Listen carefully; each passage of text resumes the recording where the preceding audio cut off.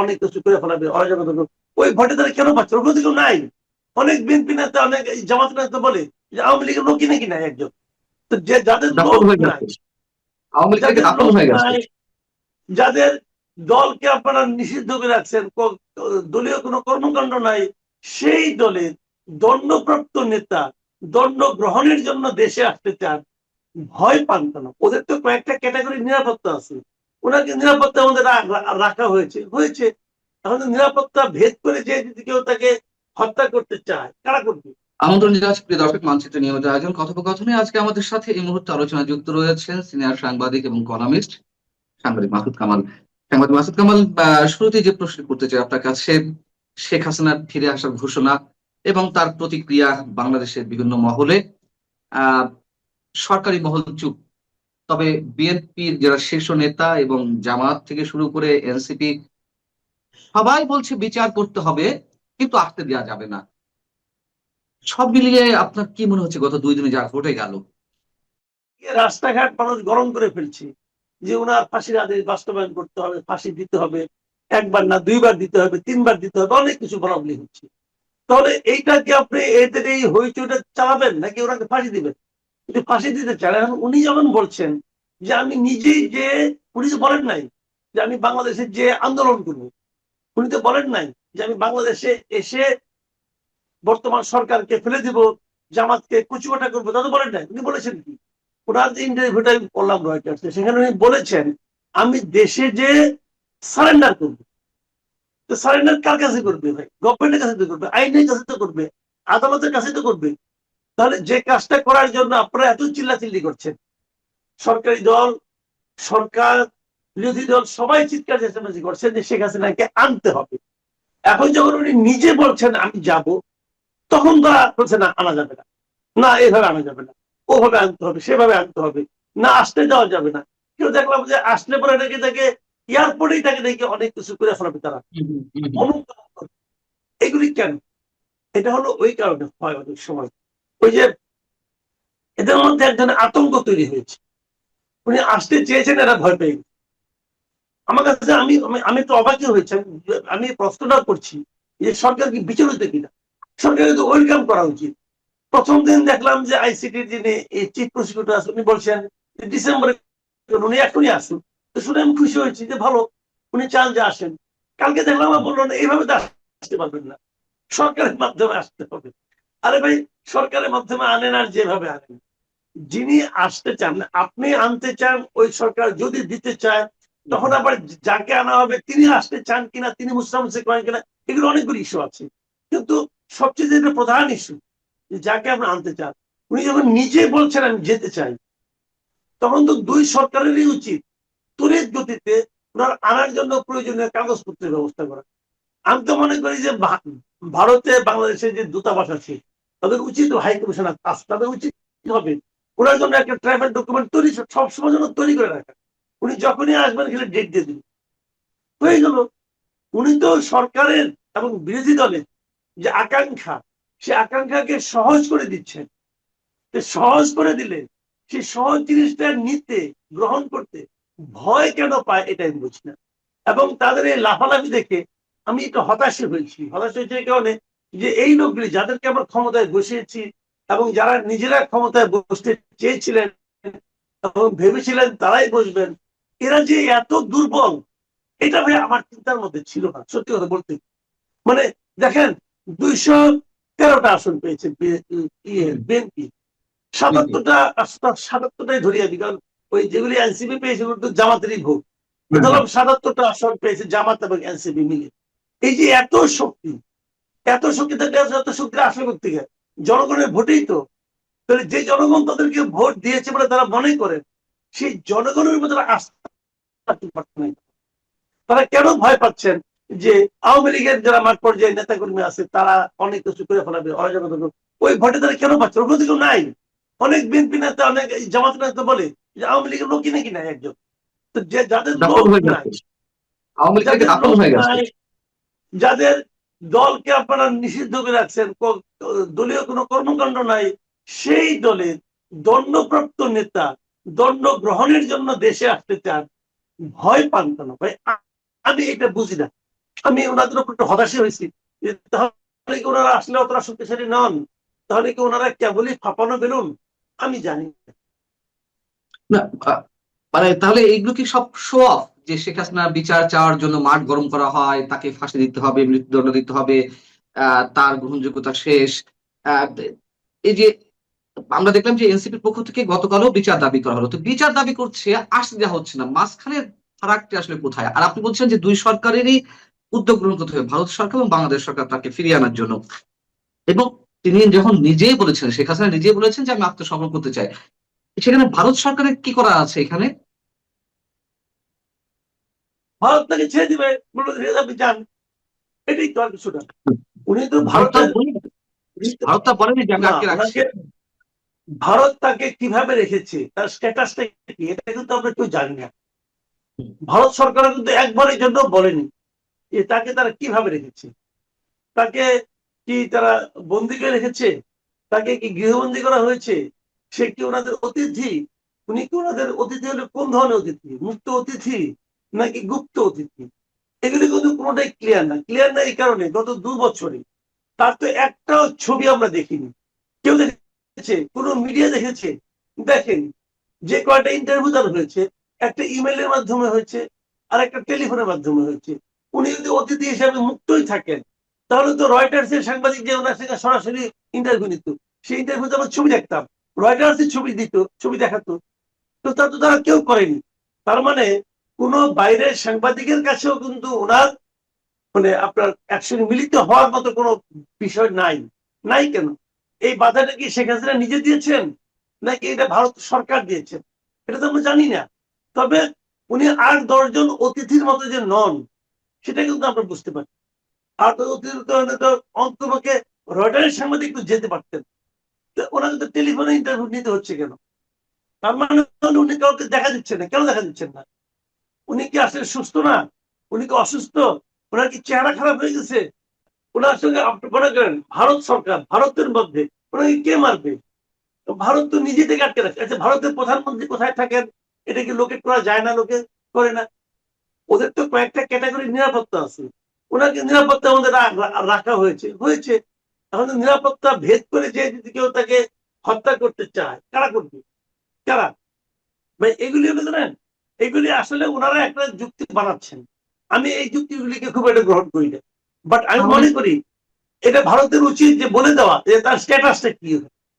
ঠিক অতিথি, অতিথি সে কি প্রকাশ্যে যেতে পারছে? কোথায় যেতে পারছে? ওনার সঙ্গে অনেকে বলে যোগাযোগ হচ্ছে, কেউ কেউ ওনার সঙ্গে দেখা করতে পারছে। এই স্ট্যাটাস গুলো কেন ভারত বলে না? বলা উচিত আমি মনে করি। পাকিস্তানে অবস্থানরত আমাদের বাংলাদেশের একজন বাংলাদেশের ভদ্রলোক আছেন, মাসওয়াত আহসান। উনি একটা কথা বলেছেন যে রয়টার্স, এপি, এই সমস্ত আন্তর্জাতিক মিডিয়ায় যখন বাংলাদেশ সংক্রান্ত কোনো নিউজ বের হয়, তখন উনি প্রথমে দেখেন এটা লিখেছে কি, মানে সাংবাদিকটা কি। সংবাদ মাধ্যমটা দেখার পরে উনি দেখেন সাংবাদিকটা কি। সাংবাদিকটা যদি কোন রকম হিন্দু ধর্মাবলম্বী কেউ হয়, যদি বোঝা যায় যে উনি ভারতের বংশজাত অথবা ভারতের এখান থেকে অরিজিন তার ভারত, যেরকম উনি দেখেন, তাহলে ওটা কোনো অতটা গুরুত্ব দেন না। আর যদি দেখেন ওয়েস্টার্ন কান্ট্রি কোনো সাংবাদিক করেছেন, তাহলে ওটাকে উনি গুরুত্ব দেন। এটা উনি বলেছেন। এখন ওনার কথা, ওনার কথা নিয়ে আমি আলোচনা করছি না। বাট আমার কথা হলো যে এই কথাটা যদি যারা বলছে, এটা তো 5 জন লোক দেখছে, দেখার পর তাদের মধ্যেও কিন্তু এর একটা প্রতিক্রিয়া হয়। তারাও কিন্তু ভাবে হ্যাঁ তাই তো। তাহলে ওনারা কি তাহলে ভারতের পারপাস সার্ভ করতেছেন এই ইন্টারভিউর মাধ্যমে? এটাও হতে পারে। এই ইন্টারভিউ দেওয়ার মাধ্যমে সরকারের উপর হয়তো ভারতকে চাপ দিচ্ছে, এটাও হতে পারে। অথবা ভারত সরকারও তো শেখ হাসিনাকে বলতে পারে যে আপনি এই ধরনের কথা বলেন, বললে পরে সরকার একটু পাজলড হবে, পাজলড হলে পরে তারা যে মানে আমাদের কথা, আমাদের যে স্বার্থটা, সেটা হয়তো আমরা ওখান থেকে পেয়ে যাবো, অথবা আমরা বার্গেন করতে পারবো। হতে পারে। আবার কোনো কিছুই নাও হতে পারে। কারণ বিষয়টা তো আমি আপনি কনফার্ম হয়ে বলতে পারছি না। আমরা একটা ইন্টারভিউ দেখছি, আমরা একটা কমেন্ট দেখছি, আরেকজনের একটা বক্তব্য দেখছি, এবং তার সঙ্গে মেলানোর চেষ্টা করছি। কাজেই আমরা তো ক্ষুদ্র মানুষ, আমাদের মাথাতে বুদ্ধি কম, কাজে আমরা বেশি মেলাতে পারি না। কিছু কিছু যাওয়ার পর আমরা টায়ার্ড হয়ে যাই, তখন আমরা দর্শকের উপরে ছেড়ে দিই যে দর্শক মিলিয়ে নি। আমি মাসুদ কামাল এতটুকু বুঝলাম, আপনি পান্না এতটুকু বুঝলেন, মাসওয়াত হাসান কি বলছেন এটাও শুনলেন, আবার রয়টার্স কি বললো এটাও শুনলেন। আবার দেশে এটার প্রতিক্রিয়া কি হচ্ছে এটাও দেখছেন। আবার সরকার কি বলছে, যখনই এনডিটিভি কে সাক্ষাৎকার দিল, তারপরে দেখলাম সরকারের একটা তথ্য বিবরণী যে শেখ হাসিনার বক্তব্য প্রচার করা যাবে না, এটা কিন্তু প্রচারের পরের দিন দিচ্ছে। আবার এবারও যখন নাকি রয়টার্স ইন্টারভিউ দিল, ইন্টারভিউ প্রচারিত হওয়ার পরের দিন সরকার তথ্য বিবরণী দিচ্ছে যে ওনার বক্তব্য প্রচার করা যাবে না। যদি যাবেই না, তার আগের দিন বলতেন। প্রচার হওয়ার পরের দিন এটা বললে কি না, তত কাম হয়ে গেছে। তো এখন আমি আবার সরকারের অবস্থাটা ঠিক ভালো মতো বুঝি না, যে ওনারা এটাই বা দেন কেন বারবার, এবং এটাই কি প্র্যাকটিক্যাল কিনা। আপনি যদি বাংলাদেশের পত্রিকা প্রচার করতে দিলেন না, বাংলাদেশে আজকাল তো লোকে অনলাইনে পত্রিকা পড়ে, বললে বাংলাদেশের প্রথম আলো, ডেইলি স্টার অথবা যুগান্তর, সমকাল, ইত্তেফাক, মানব জীবন, এরা কেউ হয়তো সরকারের আদেশ, সরকার মানে আদালতের আদেশের প্রতি শ্রদ্ধাশীল হয়ে তারা শেখ হাসিনা সংক্রান্ত রয়টারের এই নিউজের আদ্যপান্ত অথবা কোনো কিছু একটা অংশ বিশেষ কিছুই প্রচার করলো না, করলো না। কিন্তু এদেশের মানুষ কি জানতে বাকি আছে যে কি বলছে, তারা এটা কোথায় পড়ছে? তারা তো এটা পড়ছে রয়টার্সে। রয়টার কি এখানে অ্যাভেলেবল না? আচ্ছা, রয়টার্সে ইংরেজি পড়তে পারি না আমি। রয়টার্সের এই লেখাটি 134টা গণমাধ্যমে হুবহু পাবলিশ হয়েছে, রয়টার্সের রেফারেন্স দিয়ে। রেফারেন্স হয়েছে, তাহলে সেগুলি কি হচ্ছে না? আচ্ছা ঠিক আছে, আমি ইংরেজি পড়তে পারি না। বাংলায় কি ভারতের পত্রিকা আনন্দবাজারে প্রচারিত হয়নি? ভারতের আজকাল পত্রিকা প্রচারিত হয়নি? এবং সেগুলি কি আমার দর্শককে ওটা কেনার জন্য কলকাতায় যেতে হয়? এখন মোবাইলে টিপ দিলেই পায়। তাহলে তারা কি করবে? তারা তো তখন আর বাংলাদেশের পত্রিকাগুলো পড়বে না, বাংলাদেশের মিডিয়াগুলো দেখবে না। তারা প্রকৃত খবর জানার জন্য ভারতের মিডিয়ার প্রতি নির্ভরশীল হয়ে যাবে, বিদেশি মিডিয়ার প্রতি নির্ভরশীল হয়ে যাবে। তাহলে এই ইন্টারনেটে যখন দেখবে, ইন্টারনেটে তো বিজ্ঞাপন যায় প্রচুর, যখন বিজ্ঞাপন দেখবে যে সবাই খালি ভারতের মিডিয়া দেখছে অথবা বাইরের মিডিয়া দেখছে, তখন তো তারা বাংলাদেশের মিডিয়ায় তারা বিজ্ঞাপনও পাবে না। বিজ্ঞাপন না পেলে বাংলাদেশের মিডিয়াগুলি আরো মরার দশায় যাবে। তাহলে সরকারের সিদ্ধান্তটা, এটা তো বাংলাদেশের যে মিডিয়াগুলি আছে তাদের বিপরীতে যাচ্ছে। তারা তো বিদেশি মিডিয়াকে এনকারেজ করতেছে, বিদেশি মিডিয়ার অর্থ প্রাপ্তির ক্ষেত্রে সহায়তা করতেছে, দেশীয় মিডিয়াকে মেরে ফেলার চেষ্টা করতেছে। তো সরকারের এই ধরনের আচরণই বা কেমন? সরকার কি তাহলে বিদেশি মিডিয়ার জন্য কাজ করতেছে আমাদের মিডিয়াকে বাদ দিয়ে? এটাও কিন্তু একটা প্রশ্ন। আমাদের তথ্য মন্ত্রণালয় কি আমাদের মিডিয়ার জন্য একটা প্রতিবন্ধকতা এবং বৈরী অবস্থা তৈরি করার জন্য বসে আছে? ভাই বুঝি না আমি এগুলো। না, এইগুলো করে কোনো লাভ হয়? আওয়ামী লীগ সরকারের সময় তো আজকে যিনি প্রধানমন্ত্রী তারেক রহমান, যিনি নির্বাসনে ছিলেন, তার বক্তব্য প্রচারেও নিষেধাজ্ঞা দিয়েছিল। তো তারেক রহমান তো প্রতিদিন 2টা 3টা করে ভিডিও কনফারেন্সে যুক্ত হয়ে বিএনপি নেতা কর্মীদের সঙ্গে বৈঠক করতেন। তার সেই বৈঠকের খবর আবার ফলাও করে গণমাধ্যমগুলোতে আসতো। এই ধরনের নিষেধাজ্ঞা দিয়ে, এই ধরনের তথ্য বিবরণী দিয়ে সরকার কি আসলে নিজের দুর্বলতা প্রকাশ করছে না সবসময়, সেটা আওয়ামী লীগ সরকার হোক আর বিএনপি সরকার হোক? অবশ্যই করছি। এগুলো জানেন কি, আমরা একটা পরিবর্তনের আশায় একটা আন্দোলন করেছি। অনেক এখানে স্যাক্রিফাইস ছিল সবারই, কিন্তু সেই পরিবর্তন আমরা যে দেখলাম, খুব দুঃখের সঙ্গে লক্ষ্য করছি, কোনো পরিবর্তন হয় নাই। আমি এই সরকারে যারা আছেন তাদেরকে বলছি, ভাই আপনারা কোনো পরিবর্তন করতে পারেননি। যে কোনো একটা বিষয় আপনি যে কোনো একটা পাবলিককে জিজ্ঞাসা করেন যে আওয়ামী লীগ আমলে এই ব্যাপারে কেমন ছিল, দেখেন তারা কি বলে, একই কথা বলবে। এটাও তো সত্য কথা। আওয়ামী লীগের 15.5 বছরে বিএনপি তেমন কোনো আন্দোলন করতে পারেনি। সেটি সরকারি দলের বিভিন্ন শৃঙ্খলা, মানে আইন শৃঙ্খলা রক্ষাকারী বাহিনী হোক বা ক্যাডার বাহিনী হোক, তারা করতে দেয়নি, বাধা দিয়েছে। আবার বিএনপিও, যে সত্য কথা, সেভাবে নেতৃত্ব দিতে পারেনি আন্দোলনে। সেই জায়গা থেকে তো একটা কথা উঠেছিল যে বিএনপি কে আসলে টিকিয়ে রেখেছে আওয়ামী লীগ। মানে সকাল হলেই আওয়ামী লীগের নেতা কর্মীদের যেভাবে সভা সমাবেশে বক্তব্য শুরু করতো, মানে 365 দিন গেছে তাদের বিএনপির বিরুদ্ধে বিষোদ্গার করে, বিএনপি ওইভাবে আলোচনায় ছিল। যাই হোক, এখন আমার প্রশ্ন হচ্ছে যে আসলে সামনে কি হতে পারে? শেখ হাসিনা যদি সত্যি সত্যি ফেরেন যে কোনো ভাবে, তাতে কি আসলেই খুব বিশাল কিছু হয়ে যাবে, কিয়ামত ঘটে যাবে?